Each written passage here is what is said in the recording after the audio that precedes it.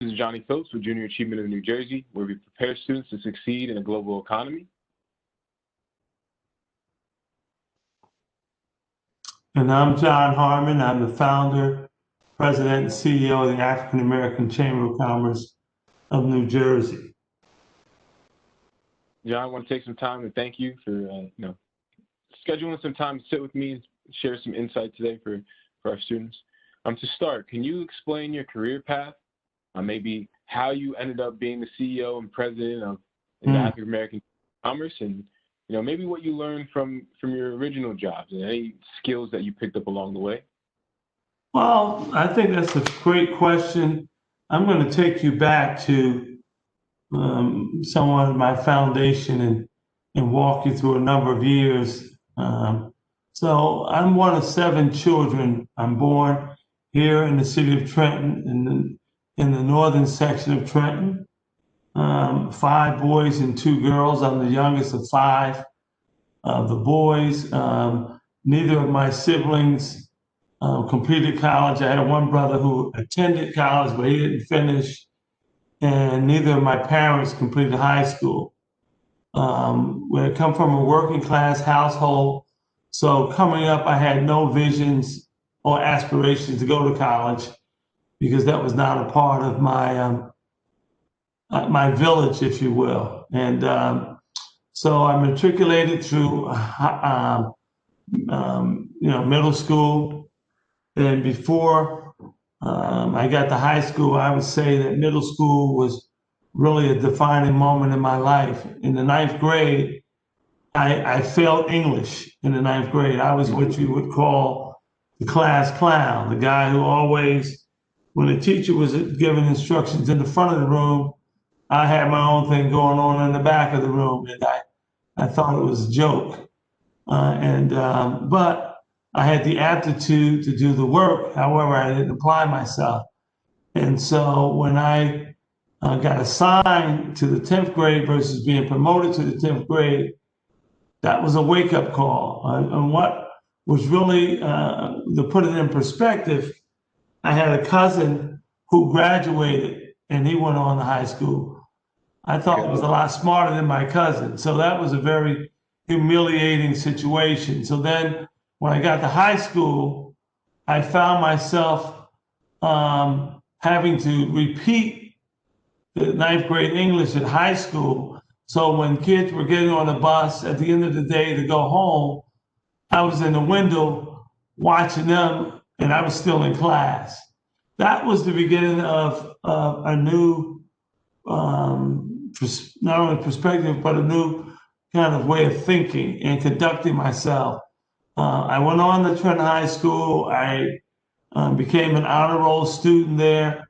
I was a vocational student as well. And so I really wanted to be an auto mechanic or diesel mechanic. I really loved working on cars and trucks.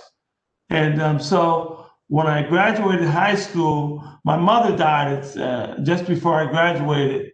So I'm sharing these little anecdotes because there may be some young people that have a similar household experience, and they may feel as though that life is over or they can't make it because they've lost their mother, because they don't have a household that's really focused on education and career development. It's kind of a long story. I'm gonna try to speed it up, but I want to lay the foundation of, and try to put myself in the same age range of the people that I'm speaking to. And so I graduated high school, and I got a job working at, I believe, I get it mixed up, either Firestone, working on cars, or Haldeman Ford. It was one or the other, but I went to work instead of going to college. And in addition to working, I spent a lot of time at Mercer County Community College playing basketball at the West Windsor campus, and really playing pool, hustling guys on the pool table. I did it every day, did it well. I'm a street guy, right? I'm from North Trenton, and I'm in an environment with some college folks who And so, but another defining moment was I was confronted one day by three women at the college. And Von Sil Emmons, Margaret, guys, know these ladies' names. I feel bad that I'm drawing a blank on their names. But the three women confronted me and they said to me, John, yeah, Martha Baker and Martha Gunning. Yeah. See, I still remember these people.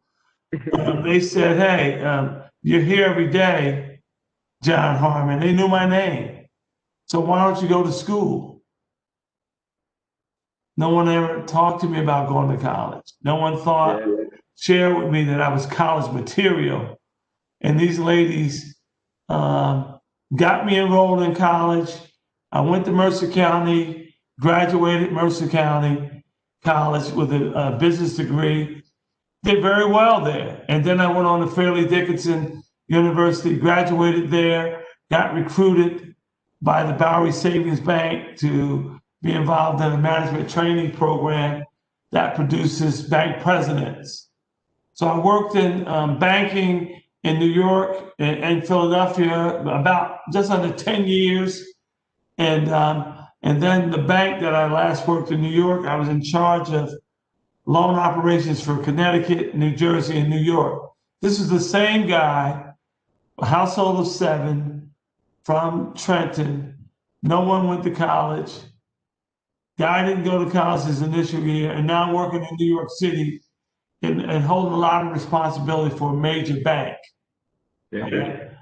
And I learned a lot in New York. And what happened to me in New York was that the bank wanted to relocate my office from New York, from Wall Street to Jericho, Long Island, and I was still commuting from Trenton. I was relatively new at marriage, had little kids. We bought a home, and I didn't want to move to Long Island, so they gave me a severance package. I left New York, and I started my own business. I started a transportation company, which I ran for 16 years. And then I got involved in the Metro Trenton African American Chamber of Commerce as one of the conveners, if you will. And 2 years into that program, they asked me to become president. Again, I'm the same guy that I opened this discussion with. And so didn't know anything about what a Chamber of Commerce was. And oftentimes in the Black community, if you are educated and people perceive you as someone that may have some knowledge or conduct themselves in such a manner, they want you to do everything, right? Yeah. You know, so you can relate to that, right? The people calling you, they think you know everything. And that was the thing about the chamber. So I became president, and then I had to become a student of the chamber, because now I'm the president. I had to really understand what the job was. Did a lot of research, did a lot of traveling, a lot of meetings, and so that kind of led me to where I'm at today. And the reason why they had the Metro Trenton African American Chamber is because Black businesses were not a part of the economy in a meaningful way, and that this chamber was a vehicle to help get that done, help bridge the gap, help foster relationships, help position these men and women who own these business enterprises, how they could be successful. And so I was there for 10 years. And then in 2003, I saw my organization growing outside of the 25-mile radius of Trenton. And that what led me to start thinking about the African American Chamber of Commerce of New Jersey. So I founded that organization in 2007, and I'm here today, and we're doing extremely well. We're an accredited Chamber of Commerce with the U.S. Chamber. Kind of a long story, but that sometimes things don't go always as planned. And sometimes people can see more in you than you can see for yourself. Some people have a vision for you than you may not have realized for yourself.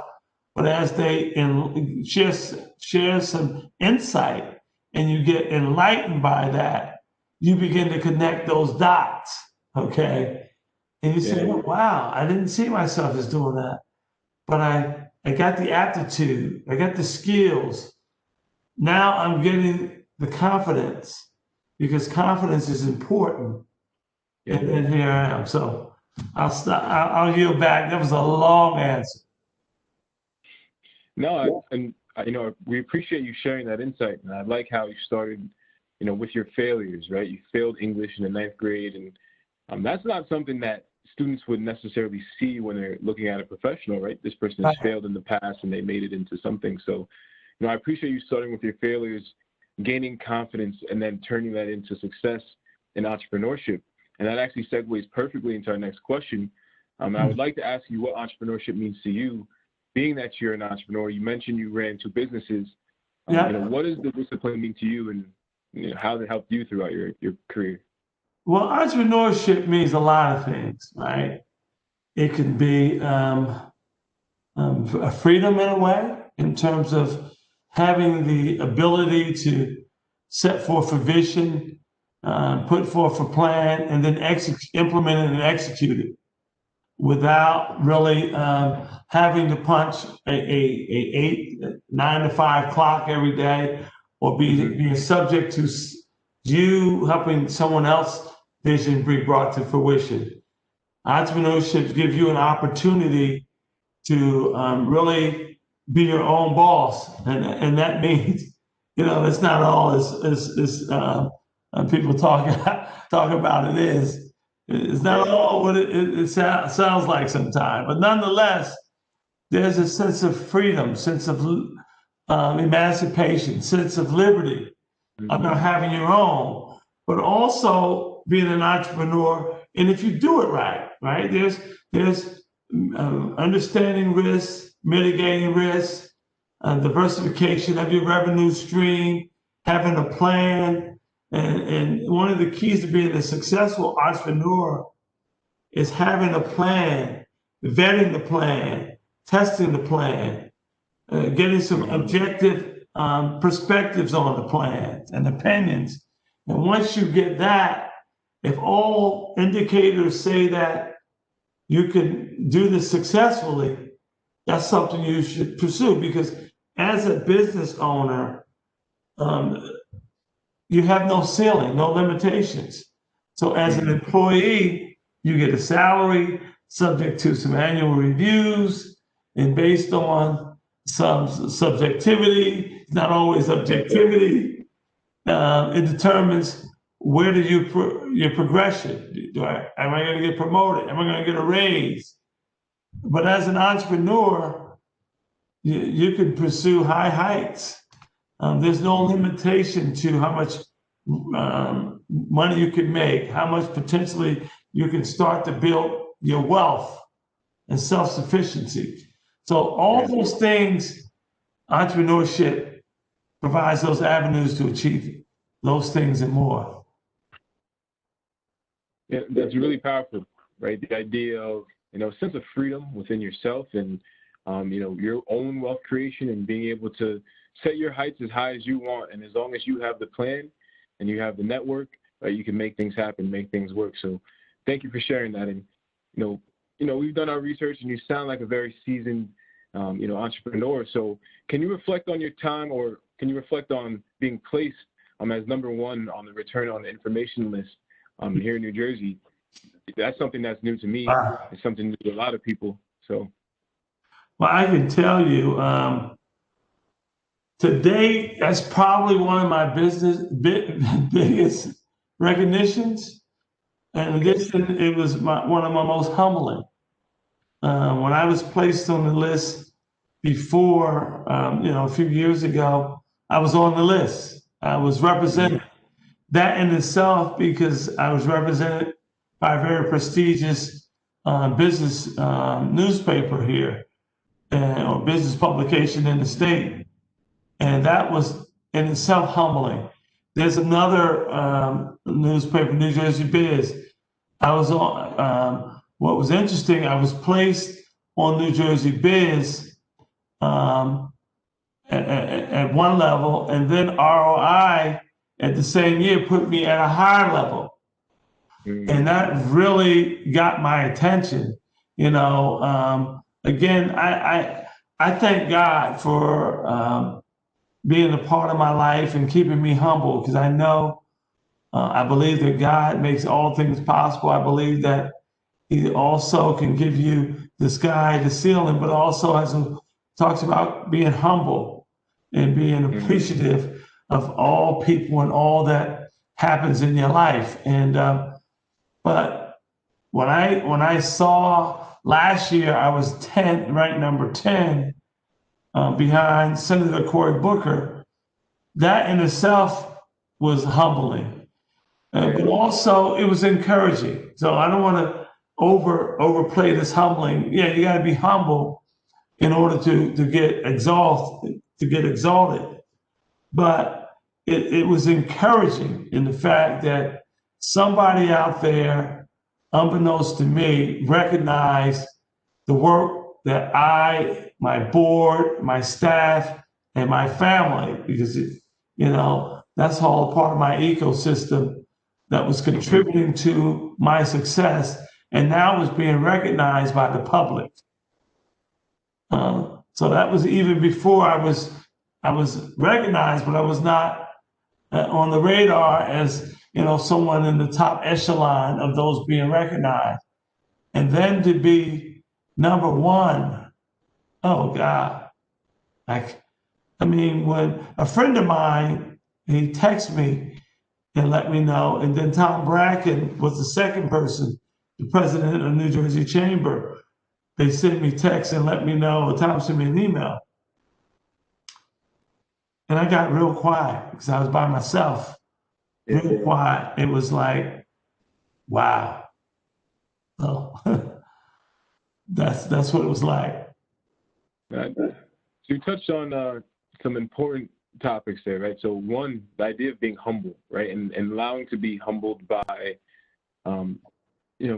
different things. And when people recognize something in you, also being willing to step up to the plate and be hungry enough to follow that path and not say, no, this is not something I want to do, right? So I think that's going to resonate a lot with a lot of young people, right? Because as you receive encouragement and that confidence that you mentioned earlier, right, it's important to be able to step into that role and see that for yourself, and not just have people say it for you, but you start to adopt that mentality as well. So thank you for sharing that. That's really, really, powerful information.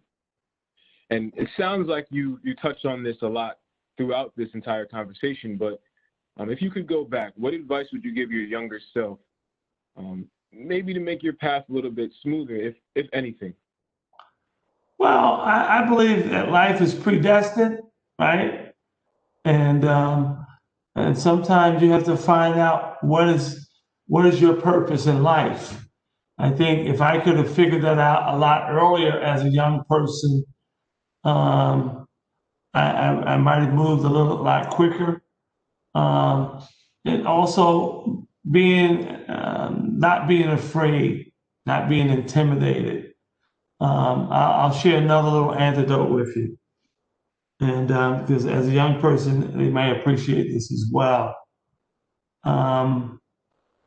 Whatever you do in life, you got to be yourself, right? Mm-hmm. And you may not have it all together, but whatever you have, whatever part of you that's represented, you got to represent your best self, right? So if you are a B student, you never should be feeling inferior to an A student, right? You're just there's a difference between how that person is ranked and versus how you're ranked.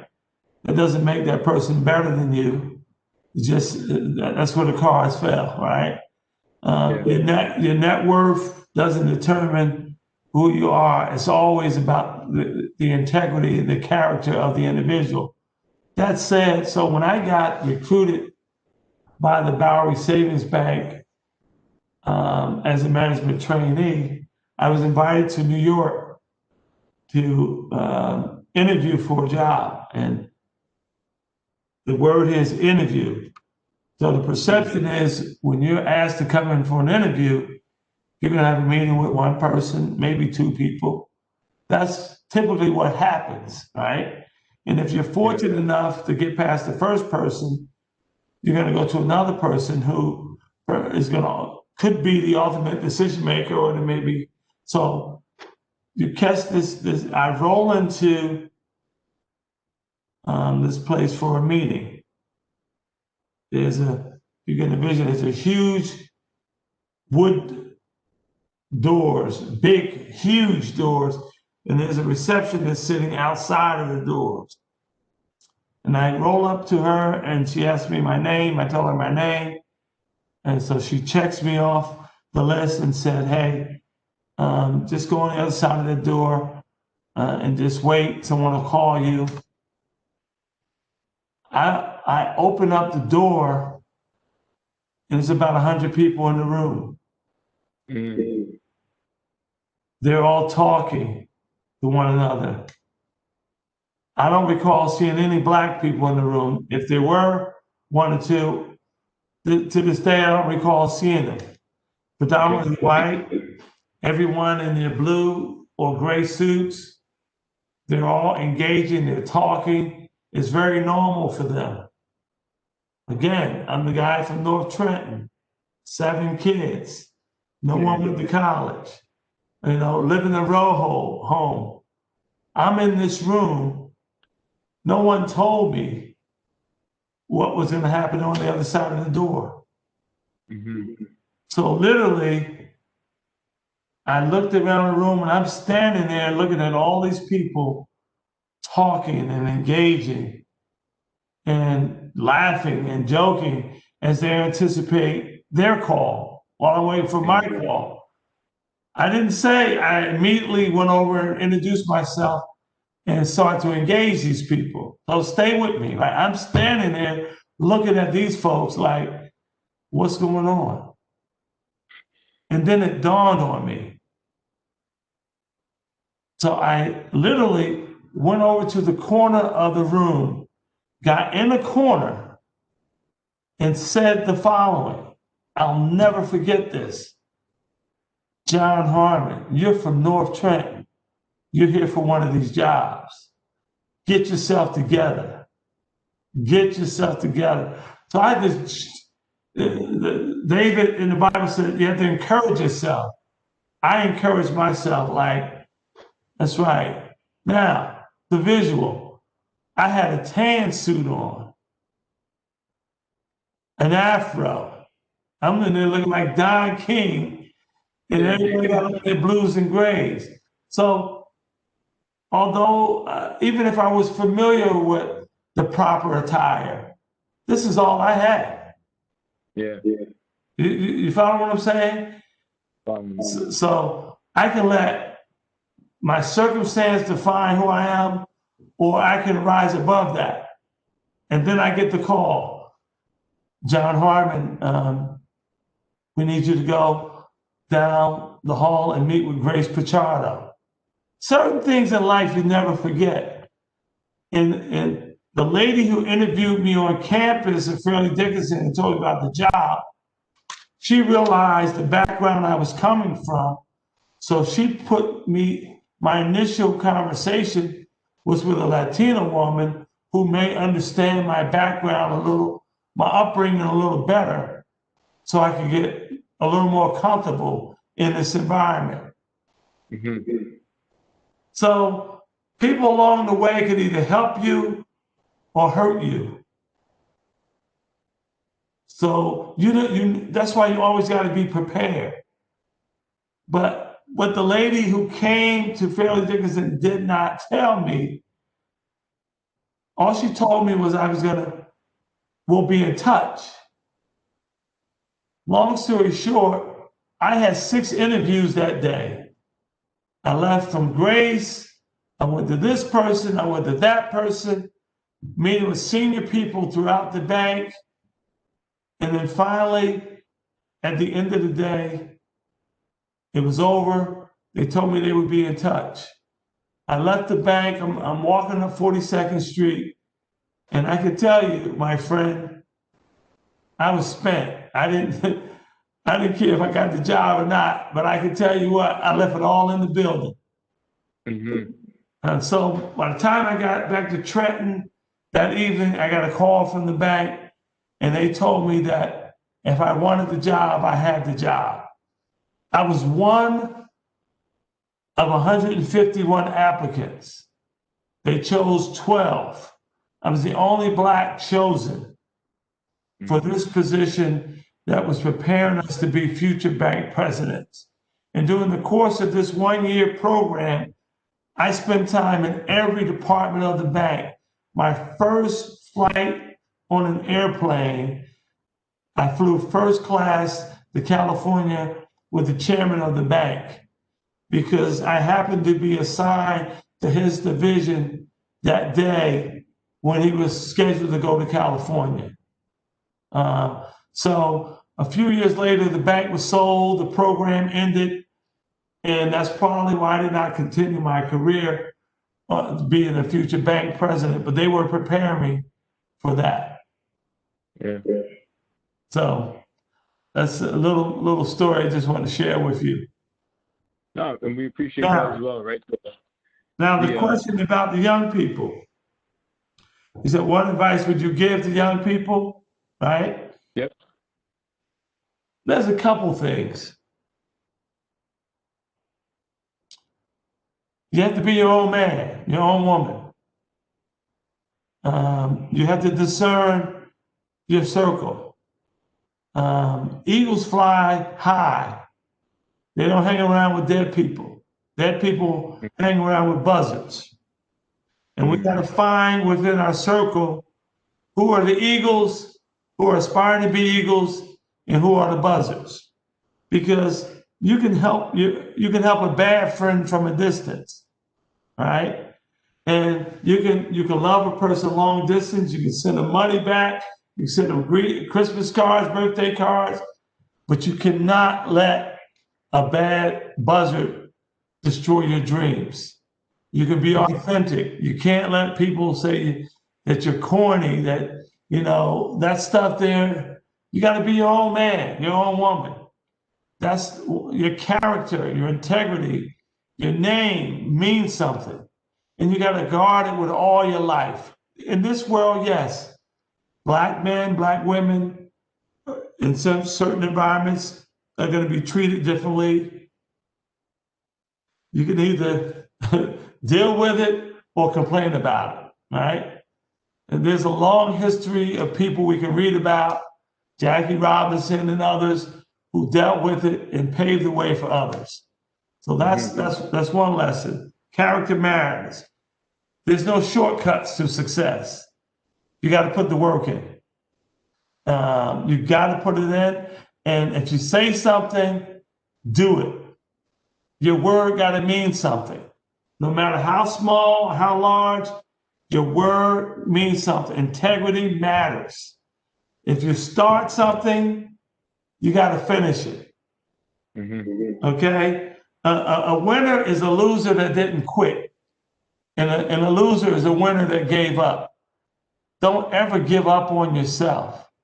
If there's something that other people have accomplished in life, you can do it too. And so when you get into those dark places in your life when you're doubtful, that you don't think you can do it, rest assured, if someone has done it before, you can do it too. And there's a lot more resources today than there was for my parents and my grandparents and my great-grandparents.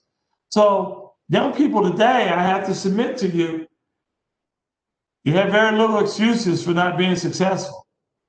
You got the internet. That's like an open book test. You can Google, when we came up, there was no internet. So you had to research. You had to go to the library and pull out a book. And there was no computers. And then when we got computers, they were very slow, right? They were very difficult, very expensive. Your cell phone today is a game changer. So excuses is for losers. I'm sorry. I have very little patience for people who make excuses. Stand up, step up, go up. Stand up, step up, and go. That's it. Nothing else to follow up on that. Mr. Harmon, I want to thank you for taking the time to, speak with me. They say your time is one of the most valuable things you can give. From Junior Achievement, we greatly appreciate it and look forward to being in communication with you in the future. Well, listen, I thank you and the amazing people over at Junior Achievement, the board, and the boss over there, Christine. I mean, Catherine. I always call Catherine Christine, but Catherine is an amazing woman. She has a vision. She has a heart for the mission and a heart for each and every one of you young people. And this woman will run through fire for each and every one of you. The advocacy, the engagement of the corporate supporters.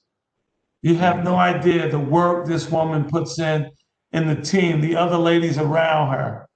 I would call their names, but I may fall short. I know Ashley, stop. I better stop. There's a lot of people over there, but they have your best interest in others at heart. So I'm just honored to be a part of this conversation and being able to contribute to the Junior Achievement Program. Thank you.